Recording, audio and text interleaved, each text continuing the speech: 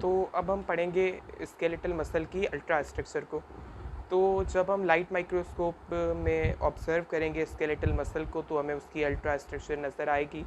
तो ultra structure में सबसे पहले हम बात करेंगे मायोफिब्रिल्स की। ये सिलेंड्रिकल शेप्ड ऑर्गेनिल्स होते हैं जो कि हमें हमारे जो मसल के सेल्स होते हैं, जो स्केलेटल मसल के फाइबर्स होते हैं, उनके अंदर ये हमें देखने को मिलते हैं। तो ये जो मायोफिब्रिल्स होते हैं ये स्केलेटल मसल फाइबर की जो पूरी लेंथ होती है उसके अलॉन्ग ये मौजूद होते हैं, और ऐसे बहुत सारे मायोफिब्रिल्स होते हैं और जो कि एक दूसरे के पैरेलल मौजूद होते हैं through out the entire length of skeletal muscle fibre. अब ये जो मायोफिब्रिल्स होते हैं ये कुछ इस तरीके के ऑर्गेनिल्स होते हैं जो जिनकी शेप बिल्कुल सिलेंड्रिकल होती है, कुछ इस तरीके से इनकी शेप होती है। तो अब ये जो सिलेंड्रिकल शेप मायोफिब्रिल्स होते हैं ये बने हुए होते हैं बहुत सारे छोटे यूनिट्स की एक पूरी सीरीज़ होती है जिनसे ये बने हुए होते हैं, और वो जो छोटे यूनिट होते हैं जिनसे ये मायोफिब्रिल्स बने हुए होते हैं उनको हम कहते हैं सार्कोमियर। तो सार्कोमियर एक्चुअली क्या होता है? सार्कोमियर एक्चुअली छोटे छोटे यूनिट्स होते हैं मायोफिब्रिल्स के। तो हमारे जो सार्कोमियर होते हैं ये स्केलेटल मसल की जो कॉन्ट्रिक्शन है उसके एक्चुअल यूनिट होते हैं। तो के जो एक्चुअल यूनिट होते हैं मतलब इनकी लेवल पे पूरी ये कॉन्ट्रिक्शन होती है, इसके एक्चुअल यूनिट ये होते हैं। तो ये हो गए हमारे सार्कोमियर। तो बहुत सारे सार्कोमियर से मिलके ये मायोफिब्रिल्स बना हुआ होता है। तो इसके अंदर बहुत सारे ये जो आप देख सकते हैं ये छोटे छोटे सार्कोमियर होंगे एक मायोफिब्रिल के अंदर। तो अब जो हमारे मायोफिब्रिल्स होते हैं ये बने हुए होते हैं मायोफ्लामेंट से। तो मायोफ्लामेंट्स एक्चुअली क्या होते हैं? मायोफ्लामेंट्स प्रोटीन की फ्लामेंट्स होती हैं जो कि मौजूद होती हैं इन मायोफिब्रिल्स के अंदर, तो उनको हम कहते हैं मायोफिलामेंट्स। तो ये जो मायोफ्लामेंट्स होती हैं तो ये दो टाइप्स की होती हैं, एक होती हैं थिक मायोफ्लामेंट्स, दूसरी होती हैं थिन मायोफ्लामेंट्स। तो इन मायोफिब्रिल्स के अंदर क्या होंगी? मायोफ्लामेंट्स होंगी।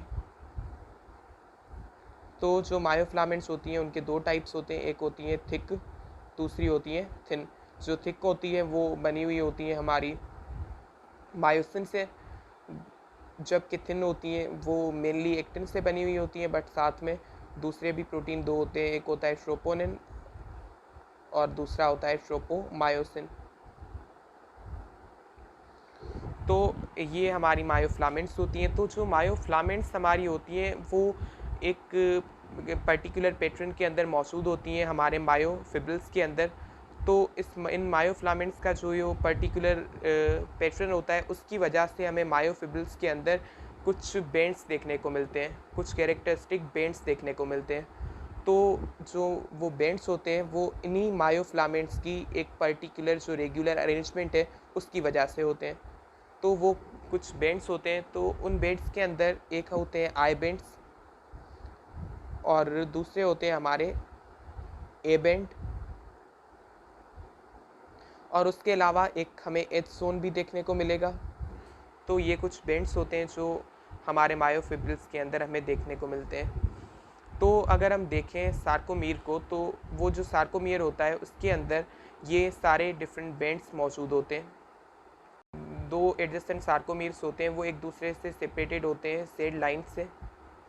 तो सेड लाइंस के बीच वाला जो पोर्शन होता है उसको इसी वजह से हम कहते हैं वो क्या है? सार्कोमियर, क्योंकि जो एडजेसेंट सार्कोमियर होते हैं वो एक दूसरे से सेपरेटेड होते हैं सेड लाइंस की हेल्प से। तो ये जो लाइंस हैं वो सेड लाइंस होंगी जो कि दो सार्कोमीर्स को आपस में सेपरेट करती हैं। तो इसी वजह से हम कहते हैं अब ये जो सार्कोमियर है वो दो सेड लाइंस के बीच वाला पोर्शन है। तो ये जो सेड लाइंस की डिस्क्रिप्शन हो गई कि सेड लाइंस क्या होती हैं। तो सेड लाइंस वो लाइंस होती हैं जो एडजेसेंट सार्कोमियर्स को एक दूसरे से सेपरेट करती हैं।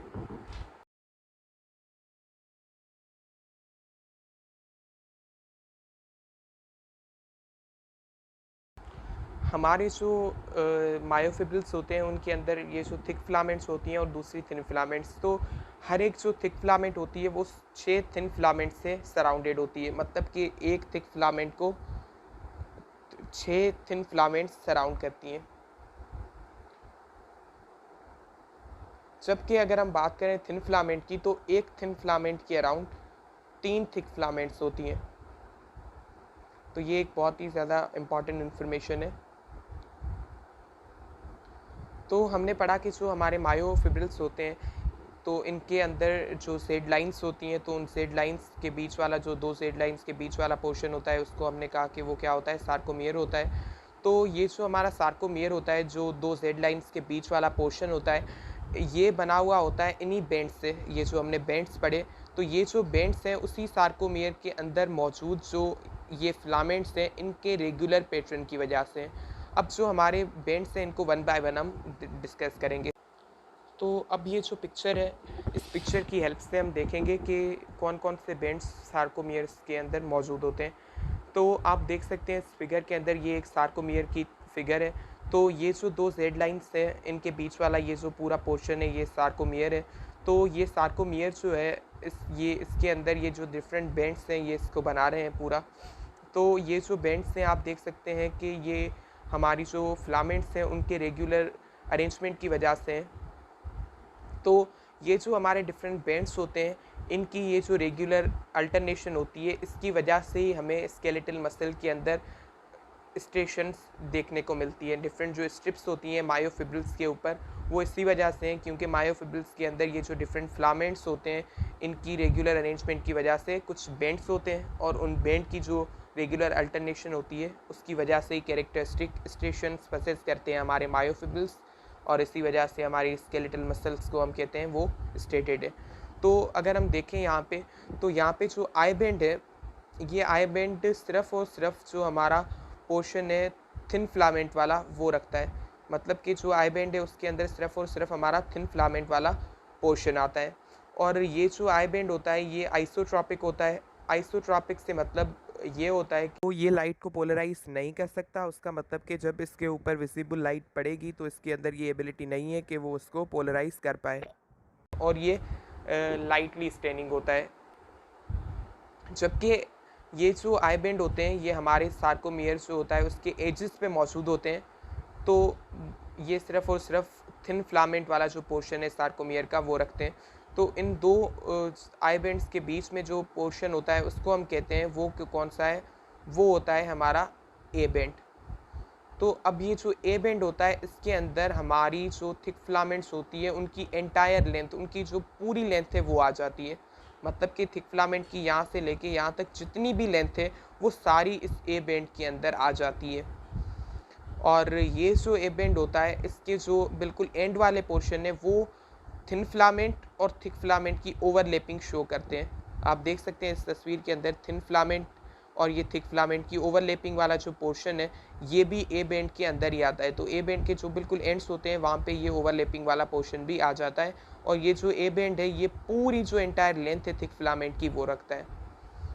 तो अब ये जो ए बैंड है, इसके अंदर थिक फिलामेंट की पूरी लेंथ आ जाती है, और साथ ही साथ इसके जो एंड है, वहाँ पे थिन और थिक फिलामेंट की हमें ओवरलैपिंग भी देखने को मिलती है। तो इसके बीच वाला जो सेंटर वाला पोर्शन है, उसको हम कहते हैं एज ज़ोन। तो एज ज़ोन इसके बीच वाला पोर्शन होता है। तो इस एज ज़ोन के अंदर सिर्फ़ और सिर्फ थिक फिलामेंट वाला पोर्शन आ जाता है। मतलब कि हमारा जो ए बैंड होता है, उसके अंदर पूरी जो थिक फिलामेंट की लेंथ आ जाती है, बट साथ ही साथ उसके एंड पे ओवरलैपिंग वाला जो पोर्शन होता है, वो भी होता है। तो एज ज़ोन के अंदर सिर्फ़ और सिर्फ थिक फिलामेंट्स आएंगी। तो ये इसी वजह से ए बैंड के बीच वाला पोर्शन है, और इसमें थिक फिलामेंट्स आती हैं। तो हमारा जो एज ज़ोन होता है, उसके बीच में बिल्कुल एक लाइन होती है, जो कि एज ज़ोन को बाइसेक्ट करती है। बाइसेक्ट से मुराद ये है कि उसको 2 इक्वल पार्ट्स में डिवाइड करती है। तो उस लाइन को हम कहते हैं एम लाइन। तो हमारा जो ए बैंड होता है, इसके हवाले से ये एक इम्पॉर्टेंट चीज़ है कि हमारे ए बैंड को हम एनिसोट्रॉपिक बैंड कहते हैं कि ये लाइट को पोलराइज़ कर सकता है। मतलब कि जब विजिबल लाइट इसके ऊपर पड़ेगी, तो ये उसको पोलराइज़ करने की एबिलिटी रखता है। तो हर एक चीज़ हमने इसके रिकॉर्डिंग कवर की। अल्ट्रा स्ट्रक्चर के हवाले से हमने ये भी देखा कि मायोफिब्रिल्स क्या होते हैं, मायोफिब्रिल्स के अंदर ये डिफरेंट सार्कोमेर्स किस तरीके से होते हैं, ज़ेड लाइन्स किस तरीके से होती हैं, ज़ेड लाइन्स के बीच वाला पोर्शन कौन सा होता है, और ये सार्कोमियर क्या होता है एक्चुअली, इसके अंदर किस तरीके से फिलामेंट्स होती हैं, मायोफिब्रिल से इसका क्या ताल्लुक़ है। तो जो भी इसके हवाले से आपके डाउट्स होंगे, वो क्लियर हो गए होंगे इस वीडियो के बाद। तो ये डिफरेंट इन्फॉर्मेशन थी अल्ट्रा स्ट्रक्चर के हवाले से।